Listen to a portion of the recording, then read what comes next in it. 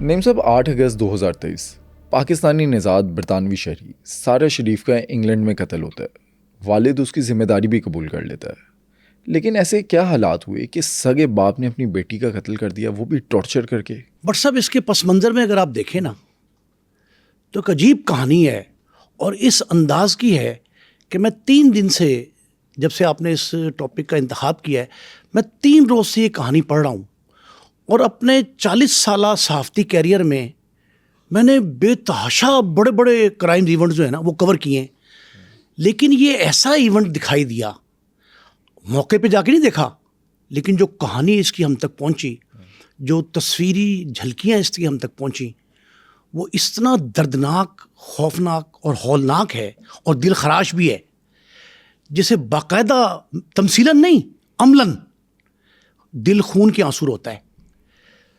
سانہ اسلام پورہ میں 13 ایک ہی گھر کے شیخ اسماعیل کے پورا گھرانہ جو ہے وہ تہہ تیغ کر دیا گیا، مار دیا گیا 13 کے لوگوں کو۔ ان کی لاشیں میں نے اپنے ہاتھ سے اٹھائیں۔ تعاون پھیل گیا، ٹرین جب آتی تھی تو اس میں لاشیں آتی تھیں، یہاں سے لاشیں بھیجی بھی جاتی تھیں۔ بڑے بڑے حادثات دیکھے، ٹرین کے، روڈ ایکسیڈنٹس، لیکن اتنا دل جو ہے وہ دکھی نہیں ہوا جتنا سارہ شریف کا کیس سن کے، اور کلیجہ پھٹ جاتا ہوگا اس ماں کا جس کی بچی کو اس انداز سے، بہیمانہ انداز سے تشدد۔ میں جو آپ کو بتاؤں گا ڈیٹیل اس کی، تو کوئی کتنا ہی بڑا سخت جان، سخت دل ہو، وہ موم ہو جائے گا یہ سن کے کہ کس انداز کے ظلم کیے گئے۔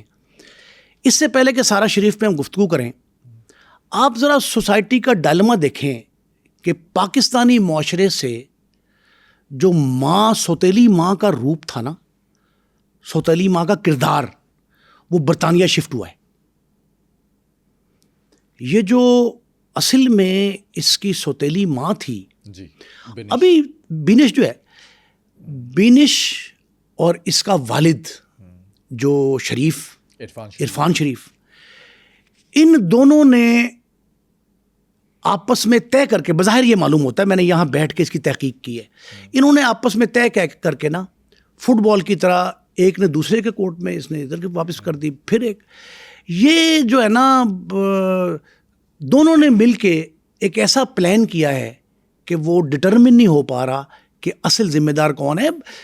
10 دفعہ بیانات بدلے انہوں نے، بینش نے پہلے کچھ کہا، عرفان نے کچھ کہا، پھر عرفان نے بینش کے کورٹ میں ڈال دی گیند، پھر اس نے واپس لوٹا دی، کئی مراحل سے گزرے، لیکن فی الحال یہ سمجھیں کہ جب پہلی شادی اولگا، پولینڈ کی خاتون تھی، اس سے ہوتی ہے، یہ پاکستانی مسلمان ڈرائیور ہے عرفان شریف، جہلم کا رہنے والا ہے۔ جہلم کی وہ بستیاں جہاں سے بڑے بڑے نامور، جہلم اور چکوال 2 ایسے اضلاع ہیں پنڈی ڈویژن کے، جہاں سے بڑے بڑے عسکری ماہرین، سیاسی قیادت، بڑے بڑے قائدین وہ اس سرزمین سے نکلے۔ بڑے سید ضمیر جعفری جیسے شاعر، ان کے بیٹے جنرل احتشام جعفری، یہ سارے بڑے لوگ جو نامور ہیں نا، وہ اسی خطے کی پیداوار ہیں۔ لیکن وہاں سے یہ جو جنم لیا ہے نا اس شخص نے، جو قابل نفرین ہے، اس نے شادی کی پولش خاتون، پولینڈ کی رہنے والی تھی، اولگا۔ یہ 2009 میں ان کے جو شادی ہوئی وہ چلی ہے 6 سال صرف۔ 2015 میں یہ جوڑی الگ ہو گئی، لیکن اس 6 سال کے عرصے میں ان کے ہاں 2 بچوں کی پیدائش ہوئی۔ اچھا، اولگا اور عرفان شریف، ان کے ہاں 2 بچے پیدا، ایک بیٹا بڑا اور چھوٹی بیٹی یہ جو ہے، یہ 11 جنوری 2013 کو سارہ شریف پیدا ہوئی ہے۔ پھول جیسی بچی تھی، لیکن اس کو جس طرح مسلا گیا ہے اور جس طرح اس کو موت کی آغوش میں دھکیلا گیا ہے، اس سے دل خون کے آنسو ہوتا ہے باقاعدہ۔ جب کہانی آپ سنیں گے تو رونگٹے کھڑے ہو جائیں گے۔ یہ خاتون اولگا جو تھی، عرفان شریف کا یہ الزام تھا اس پہ کہ یہ چاہتی ہے کہ دونوں بچوں کی تربیت جو ہے وہ مسلم طریقے پہ نہ کی جائے، ان کو مسلمان نہ بنایا جائے، لیکن ابھی تک تصدیق نہیں اس بات کی ہوئی، کوئی ایسی گواہی، کوئی دستاویز نہیں ملی جس سے یہ پتہ لگے کہ اولگا نے یہ ڈیمانڈ کیا تھا، ایسا نہیں ہے. لیکن اس حد تک کہ کہانی میں ایک باب یہ بھی شامل ہے کہ اولگا اپنے بچوں کو پولینڈ کے طرز پہ، ان کے مسلک پہ، مذہب پہ رکھنا چاہتی تھی. طرز زندگی بھی اس نے کہا تھا ان کا پالش ہونا چاہیے. ایک بات تو یہ ٹھیک ہے. یہ اسی بنا پہ وہ کہتا ہے کہ میں نے اس سے علیحدگی اختیار کر لی. پس منظر میں جو بات سامنے آئی کہ 2009 میں ان کی شادی ہوئی جی، دونوں کی، اولگا کی اور عرفان شریف، اور 2015 میں ان میں علیحدگی ہو گئی. 6 سال کے عرصے میں ان لوگوں نے آپس میں علیحدگی کے بعد جو یہ طے ہوا کہ شیر خوار تھے بچے، ظاہر ہے اس وقت وہ شیر خوار بچے دونوں، بیٹا اور بیٹی، یعنی سارا اور اس کا بھائی، یہ دونوں جو ہے نا اولگا کے پاس رہتے ہیں. لیکن 2019 میں برطانیہ کی ایک فیملی کورٹ نے یہ فیصلہ دیا کہ بچے جو ہیں ابھی نابالغ ہیں، نومولود ہیں، اور وہ چاہتا یہ ہے اس کا والد کہ وہ اسلامک طرز پر اس کی پرورش کرے. تو وہ 2019 میں عدالت یہ فیصلہ کرتی ہے کہ یہ باپ کے پاس جائیں گے. بیٹی اور بیٹا عرفان شریف کے پاس آ جاتے ہیں. عرفان شریف کے پاس جب آتے ہیں تو عرفان اپنے طریقے سے کرتا ہے پرورش ان کی، لیکن اس دوران وہ ایک پاکستانی نژاد برطانوی شہری برطانوی ہے لیکن پاکستان کی ہے، بینش سے شادی کر لیتا ہے. بینش سے شادی کرتا ہے، اسلامی طریقے سے نکاح ہوتا ہے، لیکن ان کے کچھ شرائط رکھی جاتی ہیں، 4 یا 5، جو شرائط ابھی تک منظر عام پہ نہیں آئیں. لیکن عدالت میں ایک بیان اس کے بینش کے وکیل نے دیا ہے کہ یہ، انہوں نے پوچھا تھا کہ یہ انگیجمنٹ کن شرائط پہ، تو اس نے کہا دیر آر 4. وہ جو 4 نکاتی ایجنڈا ہے وہ بھی سامنے نہیں آیا، لیکن 4 شرائط تھی. اس دوران یہ کہتے یہ ہیں کہ جب بچی سارا ان کے پاس رہتی ہے تو پہلے دن سے اس سے سوتیلا سلوک کرتی ہے بینش کے بھی 4 بچے ہیں نا. بینش سے ان دونوں کے، بینش کی شادی کے بعد ان کے ہاں 4 بچے ہوئے اور 5ویں سارا تھی، بیٹا بھی تھا.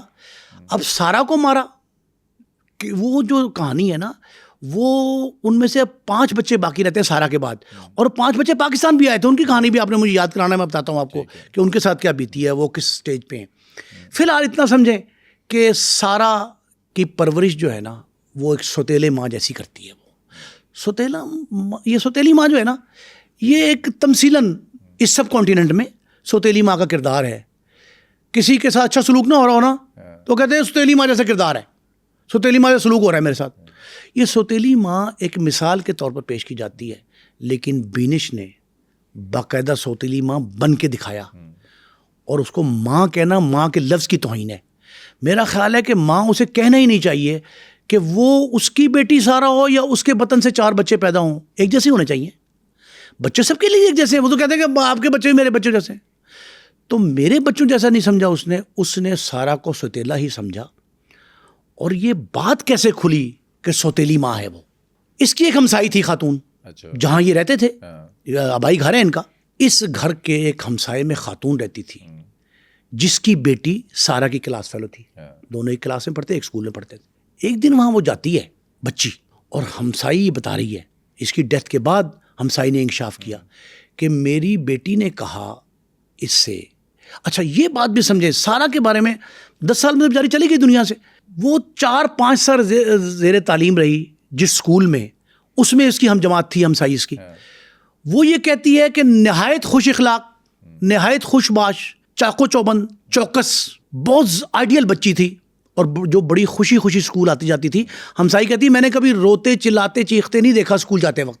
بچے ہوتے نا تھوڑے سے کہ صبح اٹھا دیا ماں باپ نے، اس طرح کی کوئی بات نہیں تھی بچی میں. لیکن ہمسائی جو ہے نا خاتون، مرنے کے بعد اس نے جس دکھ بھری داستان سنائی ہے نا، جو اس پہ غور کرنے کی ضرورت ہے. وہ کہتی ہے کہ میری بیٹی نے ایک دن آگے کہا کہ سارا جو ہماری ہمسائی ہے، نیبر ہے، نیکسٹ ڈور نیبر ہے، وہ کچھ تھوڑی سی نا مایوس سی ہے، خاموش ہے. اچھا.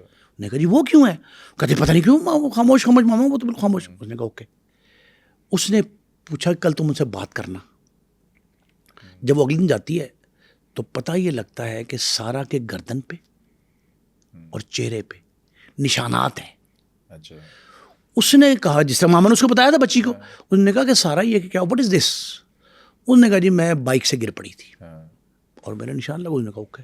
اس نے چھپائی بات. اصل بات نہیں بتائی. وہ گھر آئی, اس بچی کی ہمسائی یہ کہتی ہے کہ میں نے کہا کہ یہ تو بڑی موٹر سائیکل پہ کہاں جاتی ہے, کون پھرتی ہے, کس کا دیکھا نہیں موٹر سائیکل پہ, کیسے گر گئی. کہتی مجھے شک و شبہ ہوا تو میں نے غور کرنا شروع کیا.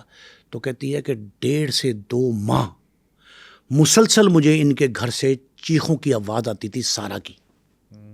یہ بات یہاں کھلی ہے آ کے ڈیتھ کے بعد. وہ وہاں جناب وہ کہتی ہے ہم نے سننا کہ کیا مسئلہ ہے, کیا ہے. تو کبھی باپ کی آواز ہے چیخو چکلاہٹ کی, اور کبھی ماں کی ہے, میں نے میاں بیوی دونوں, اور زیادہ چلاہٹ جو ہے چیخیں وہ آتی تھی سارا کی. اس دوران ایسٹر کی چھٹیاں ہو گئیں. اچھا. اسکول میں چھٹیاں ہو گئیں, ایسٹر کی روٹین کی چھٹیاں ہو گئیں. اس دوران سارا کو جب کبھی اس کی سہیلی ہمسائے میں سے آتی تھی ملنے دیکھنے کے لیے, تو سارا کے چہرے پہ اور اس پہ تشدد کے نشانات تھے, جو بعد میں یہ بات کھلتی ہے کہ یہ اسکول کی ٹیچر اچانک کہتی ہے کہ جی سارا اسکول چھوڑ گئی ہے, اعلان کرتی ہے باقاعدہ کہ سارا اسکول چھوڑ گئی ہے اور اب وہ نہیں آئے گی. اس کے گھر پہ اس کے والدین نے ٹیوشن کا بندوبست کر دیا ہے. ایک طرف ٹیچر اعلان کرتی ہے, دوسری طرف اس کی ماں سے جب ہمسائی پوچھتی ہے, لوگ پوچھتے ہیں کہ کیوں نہیں جا رہی, گھر میں ٹیوشن کیوں کر رہے ہو اس کی.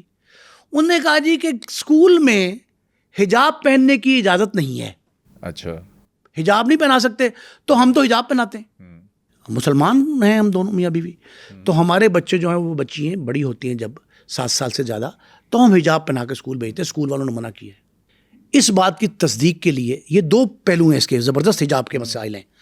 اسکول سے بھی کنفرم کیا جاتا ہے تو وہ کہتے ہیں کہ ہم نے تو کسی نے حجاب کا منع نہیں کیا, لیکن یہ حجاب کا پہننا جو ہے نا, اس کے پیچھے جو کہانی ہے وہ یہ ہے کہ جب یہ اعتراض کیا اس کی ہمجولیوں نے, کلاس فیلوز نے, کہ یہ بچی حجاب پہن کے منہ چھپاتی ہے, صرف آنکھیں دکھائی دیتی ہیں, تو اس کے پیچھے وہی تشدد تھا جو سوتیلی ماں یا مبینہ طور پہ ان کا والد دو عرفان تھا, عرفان یا یہ دونوں میاں بیوی یہ تشدد کرتے تھے, جو نشانات پڑتے تھے. تو اس نے کہا جی اس اسکارف کے ذریعے, اس کو حجاب کے ذریعے ان کو چھپایا جائے تاکہ کوئی سوال نہ کرے.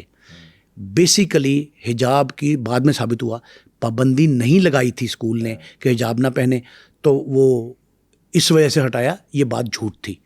اب حجاب جو ہے وہ عدالت میں جب معاملہ آیا ہے, درمیان میں ایک جملہ مترجہ ہے کہ جب حجاب کا معاملہ عدالت میں آیا تو عدالت میں بھی یہ کہا گیا کہ جی یہ حجاب پہننے کی وجہ سے یہ معاملہ. اس نے کہا جی کہ آپ کی ماں حجاب پہنتی ہے اس کی بچی کی, بینش.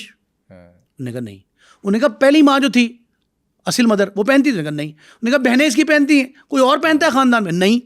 اس نے کہا جب وہ نہیں حجاب پہنتے تو تمہیں کیا ضرورت محسوس ہوئی تھی حجاب کی. تو یہ ثابت ہو گیا عدالت میں بھی. یہ برطانیہ کی ایک کورٹ میں جہاں یہ جوری سن رہی ہے کیس کو, اس میں یہ ثابت ہوا کہ حجاب پہنانے کی واحد ریزن یہ تھی کہ اس بچی کے چہرے پہ تشدد کے نشانات ظاہر نہ ہوں, کوئی دیکھے نہ, کوئی اعتراض نہ کرے. ایک بات تو یہ. دوسری ایک بات یہ ہے اہم کہ جب سوتیلی ماں جیسا سلوک کر رہی ہے بینش, تو وہ اس حد تک تشدد کرتی ہے کہ وہ اللہ خدا بہت عجیب قہر نازل کرے ان پہ. عدالت پتہ نہیں کیا سزا دیتی ہے, لیکن دل سے بد دعا نکل رہی ہے کہ انہوں نے جب یہ اس معصوم بچی کی لاش ملتی ہے, جو آپ نے تاریخ کا ذکر کیا, ان کی لاش اس بچی کی ملتی ہے, بڑی عجیب طرح کی صورتحال ہے. اس کے پوسٹ مارٹم کی 2 رپورٹیں آتی ہیں. اچھا, اس میں کیا ہے؟ ایک پوسٹ مارٹم رپورٹ, ایک ante mortem report. Post mortem report وہ ہوتی ہے کہ مرنے کے بعد کیا ہوا اس لاش جو ہے, اس کے مرنے کے بعد. اینٹی مارٹم ہے کہ مرنے سے پہلے کیا ہے.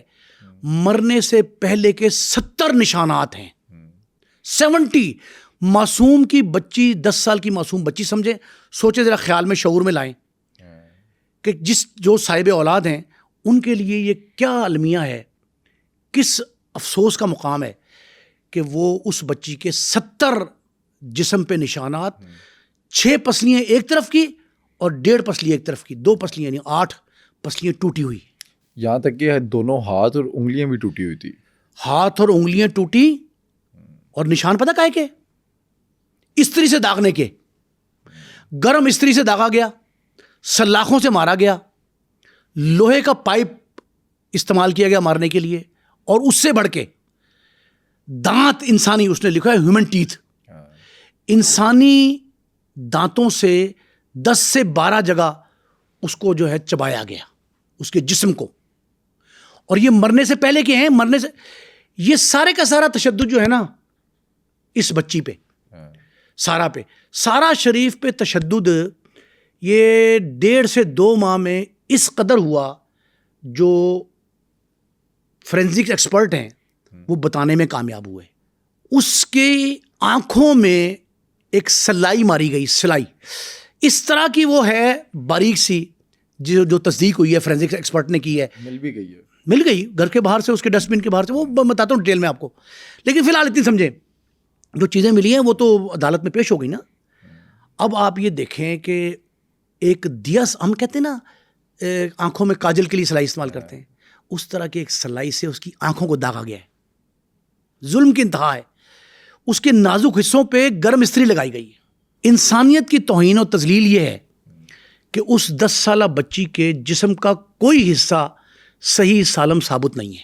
اچھا, ماں تو سوتیلی تھی, باپ کو ایسا کیا تھا کہ باپ نے تشدد کیا, بیٹ سے مارتا تھا, ماں ٹیپ سے باندھتی تھی بچی کو. 6 بینڈ منگوائے اس نے ٹیپ کے, ایک کوریئر کے ذریعے اسٹور سے. ٹیپ اس کے 2 طریقے سے استعمال ہوتے تھے.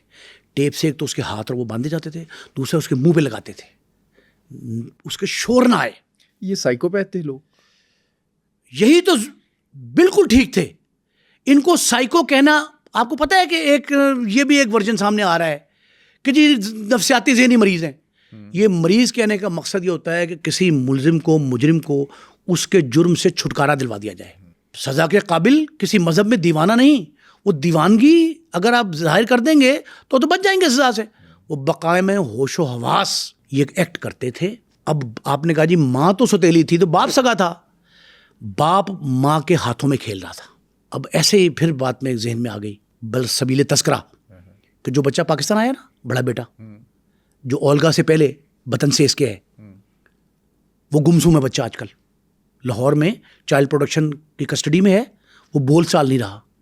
اس کے ذہن میں یہ بات سوار ہے کہ میری بہن کے ساتھ میری سوتیلی ماں نے کیا کیا. یہ ایک نیچرل فرامنا ہے, نیچرل, یہ قدرتی امر ہے کہ وہ بچہ خاموش ہو گیا ہے. ہو سکتا ہے کہ وہ بھی کل کلاں جب بڑا ہوگا یا تھوڑا سا ہوش اس کو آئے گا, ٹراما, فی الحال تو ٹراما میں ہے نا, وہ ٹراما سے باہر آئے گا, تب عین ممکن ہے کہ وہ بھی کہانی سنائے کہ میرے ساتھ بھی ظلم ہوتا رہا. لیکن اب میں آپ کو بتاؤں گا برطانوی معاشرے نے جو ہے نا وہ کس قدر سنجیدگی سے لیا اس کیس کو. لیکن اتنا فی الحال سمجھ لیں کہ اس پہ جو تشدد کیا گیا, اینٹی مارٹم, پوسٹ مارٹم اور کیمیکل ایگزامینر, 3 رپورٹس آئی ہیں. کیمیکل ایگزامن کی رپورٹ میں یہ بھی ہے کہ اس کے گرم سلاخیں زبان پہ لگائی جاتی رہیں.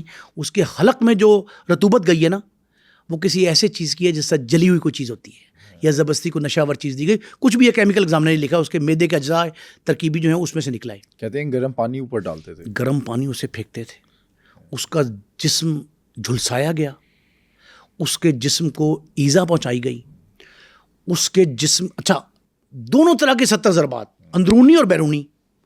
اب اندرونی ضربات اور اندرونی جو کیمیکل زدہ پانی گرم دیا گیا ہے, کیا ملا کے دیا گیا, اور وہ جو زبان پہ گرم چیزیں رکھی گئیں, چھالے بن گئے اس سے, اس کے اندر کیا رطوبت گئی, وہ کیمیکل ایگزامنر کی رپورٹ میں بہت واضح ہے, عدالت میں پیش ہو چکی ہے. اب یہ دیکھیں کہ یہ ایک روز اچانک یہ گھر آتا ہے عرفان. یہ 8 اگست کا دن ہے, 8 اگست 2023, پچھلے سال, یعنی لاسٹ ایئر. ابھی سال مکمل ہوا ہے, 1 سال 2 ماہ. یہ گھر آتا ہے اپنے, تو گھر ماں کی گود میں, یعنی بینش سوتیلی ماں کی گود میں بچی مدہوش, بے ہوش, نیم ہوش, جو مرضی کہہ لیں آپ, وہ پڑی ہوتی ہے اور پانی مانگتی ہے, پانی کر رہی ہوتی ہے. وہ یہ کہتی ہے بینش کہ نہیں پانی کی ضرورت نہیں ہے. انہوں نے کہا ڈاکٹر کے نہیں چلتے, انہوں نے کہا ڈاکٹر کے نہیں, یہ بیان اپنا اس کا عرفان کا ہے. انہوں نے کہا ڈاکٹر کے نہیں, انہوں نے کہا جی کچھ, انہوں نے کہا نہیں کچھ نہیں. وہ اٹھاتا ہے اس کو اور وہ کہتا ہی ہے, اب یہ پہلا بیان اس کا تھا, بعد میں بدل گیا. وہ عرفان شریف کا پہلا بیان کہ بچی سسکیاں لے رہی تھی, تو میں نے بیڈ پہ لٹایا. مجھے میری بیوی بینش نے کہا کہ زمین پہ لٹا دو. میں نے زمین پہ لٹا دیا. اب اس میں کیا سائنس ہے یہ سمجھ نہیں آ رہی. شاید وہ یہ چاہتی تھی کہ مزید تکلیف پہنچے اس کو اور وہ باقاعدہ سسکیاں لے کے مر جائے. شاید اس کا مقصد یہی تھا. اب اس نے اس کو بیڈ سے اٹھا کے دوبارہ زمین پہ لٹا دیا. پہلے گود میں تھی, زمین پہ لیٹ گئی. بچی زمین پہ لیٹی رہی. اس دوران یہ ساری تحقیقات کی برطانوی پولیس نے. بہت بڑی وہاں کے جو تفتیشی ونگ ہیں وہ بڑے بڑے ہیں, ریسرچ سینٹر ہیں پورے تفتیش کے, ٹریننگ سینٹر بنے ہوئے ہیں جہاں سے لوگ, بڑے پڑھے لکھے لوگ جو ہیں وہ ٹریننگ لے کے پھر تفتیش کرنا شروع کرتے ہیں. ان تفتیشی افسروں کے بقول اس دوران یہ فون کرتی ہے بینش ایک ٹریولنگ ایجنٹ کو. انہوں نے ظاہر ہے ٹائمنگ کے ساتھ اس کو دیکھا, میچ کیا ہے, ٹیلی کیا نا اس کو. اس رپورٹ میں یہ آیا جو پولیس کی ابتدائی تفتیشی رپورٹ ہے کہ بینش فون کرتی ہے اپنے ٹریولنگ ایجنٹ کو, اس سے ٹکٹیں منگواتی ہے 3, اپنی, اپنے میاں کی عرفان کی, شریف کی, اور فیصل عرفان کا چھوٹا بھائی یعنی اس کا دیور. اپنے میاں کی, اپنے دیور کی 3 ٹکٹیں منگواتی ہے پاکستان کی. پاکستان, وہ بچی تو وہیں پڑی ہے. وہ کہتے ڈاکٹر کو بلا لو, بقول عرفان کے ڈاکٹر کو نہیں بلاتے. انہوں نے کہا ایمبولینس کال کرتے ہیں, ایمبولینس کال نہیں کرتے. وہ چاہتے یہ ہیں دونوں میاں, یا ان کو راضی کر لیا ہوگا اس نے میاں کو کہ چھوڑو اس کو, اب جو کچھ بھی ہوگا. وہ یہ کہتے ہیں کہ جی مجھے نہیں سمجھ لگی کہ میرے ساتھ کیا ہوا, میری ٹکٹیں جب آ گئیں ہم پاکستان پہنچ گئے.